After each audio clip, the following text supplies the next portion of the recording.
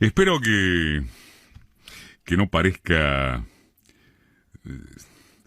grandilocuente o displicente, al revés. Esto que diremos como introducción de estas líneas editoriales, pero se trata de que no parecería que haya mucho más que hablar o esperar en medio de y respecto de la sacudida que afronta el gobierno. Puede llamársele crisis grave o la crisis más seria desde que asumió, o como se prefiera. La dimensión del impacto por lo acaecido desde el otro viernes solo tendrá como contrapartida, como equiparador, digamos, ¿qué vaya a pasar con dos núcleos? Uno es el rebote económico, mientras se sienta en los bolsillos populares. Y el otro es que las vacunas se precipiten y que su aplicación sea extendida. Ahora van a llegar 2 millones de vacunas del Gamaleya, más las chinas, y se calcula, se estima que el ritmo se acelerará. Muy bien. Si fallan ambos aspectos, el rebote económico, repito, sentido en el bolsillo, y el programa de vacunación, si fallan ambos o incluso uno solo, pasará o podría pasar que se magnifique la incidencia del escándalo vigente. Si ocurre lo contrario, el escándalo podrá ser, no decimos una anécdota, pero un episodio traumático. En cualquiera de las dos hipótesis, hay algo que subsistirá en forma ejemplar, en forma de enseñanza. Y le queremos dedicar unas líneas, unas cuantas, a este tema. Unas líneas dedicadas a la indignación causada entre quienes manifiestan su apoyo o simpatía gubernamentales por la manera extrema, despreciable, con que el conjunto opositor, básicamente el mediático, o preeminentemente el mediático, aprovecha esa tremenda falla derivada en lo instalado como Vacunagate. El calificativo tremenda puede merecer algún reparo comprensible, hasta justificable, porque objetivamente, en lo cuantitativo, vamos a subrayarlo, cuantitativo, el oprobio de los acomodos oficiales para vacunarse alcanza a unas decenas o eventuales cientos de funcionarios y amigotes, no más. Es decir, no estamos hablando de una mecánica extendida al límite de perjudicar a medio mundo en el programa de vacunación previsto.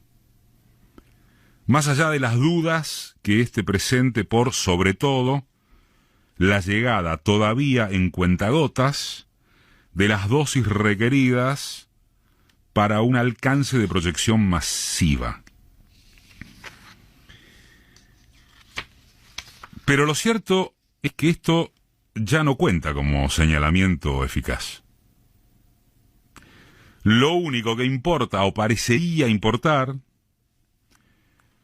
es que son todos la misma mierda, así el gobierno haya reaccionado dolorosa y velozmente, exigiendo la renuncia indeclinable de Ginés a las pocas horas del incendio radiofónico de Horacio Berbisky.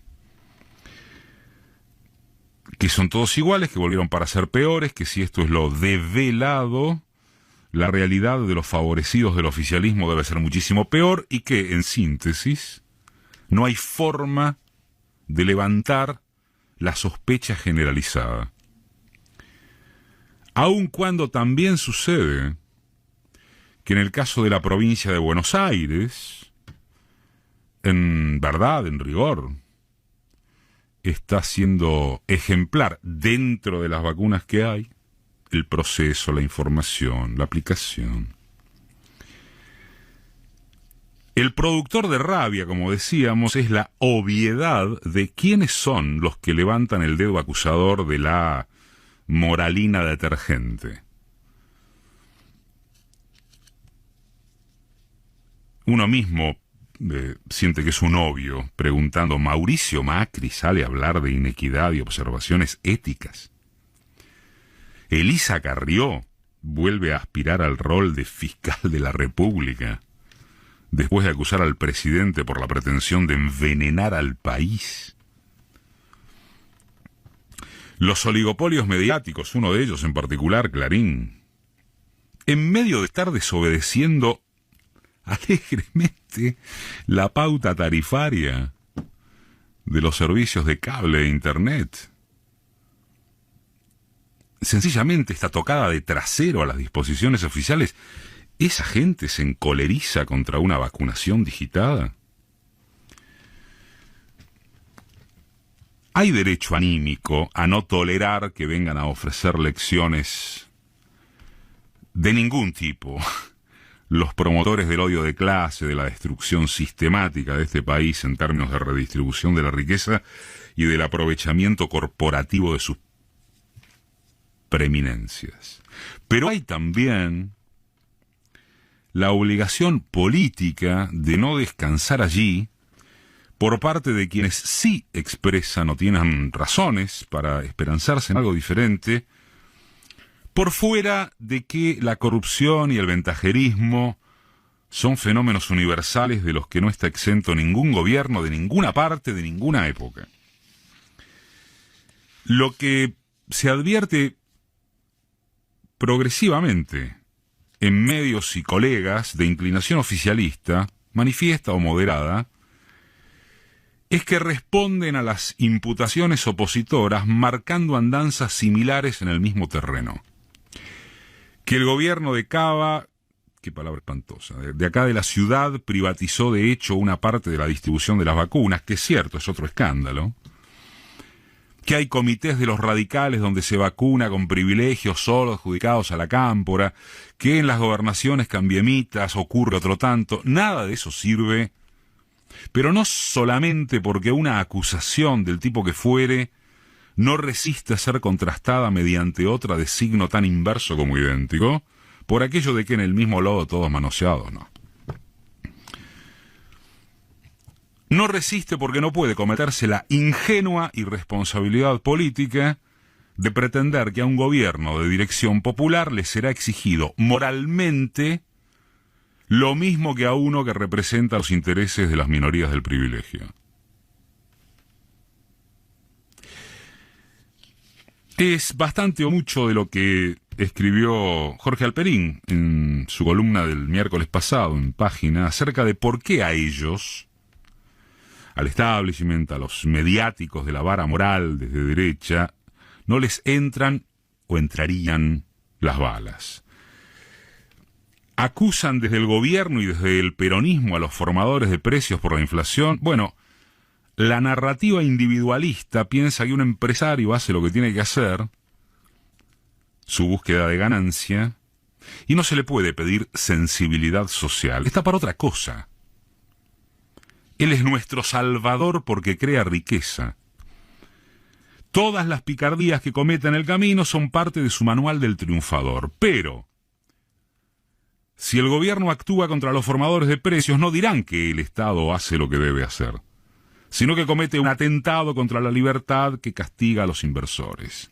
En esa visión, los pobres, en cambio, son incapaces de proveer a sus necesidades. Son protegidos por el Estado con nuestros impuestos. ¿Por qué conceder a esos mantenidos un lugar similar al de aquellos que crean la riqueza? En forma análoga, destacamos otro escrito de Edgardo Moca, en su última publicación, en el Destape en este caso, que apunta que no se trata de sobreactuar el reproche moral a las personas responsables, sino de mensurar con inteligencia política lo sucedido y aprovecharlo para elevar las exigencias a los políticos que en esta etapa están cumpliendo funciones de gobierno. No sirve para nada el recurso de comparar esta gestión de gobierno con la anterior, que fue políticamente inmoral en toda su práctica y que dañó seriamente el presente, el futuro de la patria. Ninguna capacidad política puede exigírsele a un elenco cuyo proyecto consistió en el debilitamiento sistemático del Estado Nacional, el empobrecimiento de su pueblo, el aumento de su dependencia respecto de los poderes fácticos globales. La coincidencia temporal entre los hechos del Ministerio de Salud y el caos generado aquí en la ciudad de Buenos Aires con la vacunación de un sector de riesgo de la población, por la negligencia de su gobierno, no debe ser utilizada para igualar hacia abajo. Tal vez sea una ocasión propicia para una suerte de relanzamiento del gobierno del Frente de Todos, orientado a aumentar la eficacia en el cumplimiento de los compromisos asumidos con el pueblo.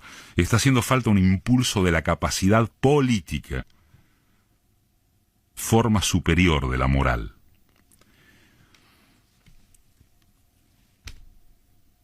Esa forma superior, agrega uno, implica, patentiza, que incluso sí se sobreactúe la necesidad de la ética individual en funciones de Estado, una vez que se recuperó el gobierno que lo administra. A la primera de cambio, como acaba de suceder, como seguirá sucediendo, no hay espacio para transgresión alguna, por más nimia que aparente.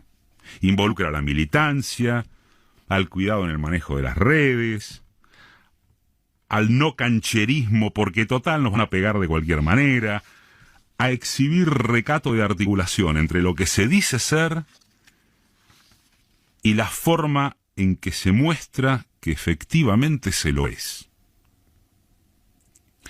Nadie aspira a que la derecha lo haga, porque no lo necesita. Nadie votó a Macri creyendo que es un tipo honesto. Y nadie votará a sus sucedáneos calculando que lo serán.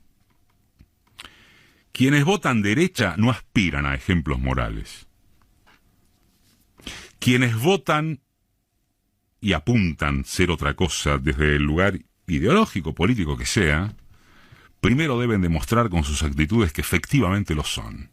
Y quien no entienda eso, nos parece, menos que menos entenderá de qué se trata la correlación de fuerzas.